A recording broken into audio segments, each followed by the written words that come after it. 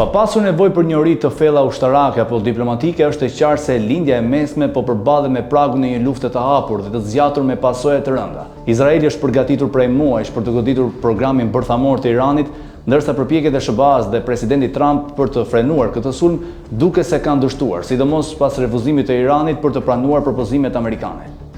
Lëvizjet e fundit përfshirë listimin e Teheranit nga evakuimit e personelit diplomatik amerikan shtojnë një ndryshim të qartë drejt konfrontimit. Ndërsa SBA mund të mos jetë mbështetur drejt për drejt ofensivën izraelite, zhvillimet sugjerojnë se nuk mund të veprojnë në rajon pa marrë parasysh rolin e Tel Avivit.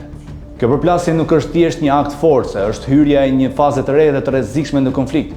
Izraeli mbështetur nga Washingtoni të paktën në mënyrë të tërthort synon thellësisht në strukturën e regjimit iranian. Nga ana tjetër, Irani ka aftësi më të kufizuara dhe mund të kërkojë të kundërpërgjigjet përmes presionit mbi bazat amerikane në rajon ose me lëvizjet rajonale si përpjekja për të pushtuar Irakun. E nëse situata përkeqësohet, ekziston rreziku i shpërthimeve të brendshme sociale në Iran, të cilat Izraeli ka parashikuar si mundësi strategjike. Lufta tashmë nuk është vetëm një hipotezë, por një realitet në zhvillim.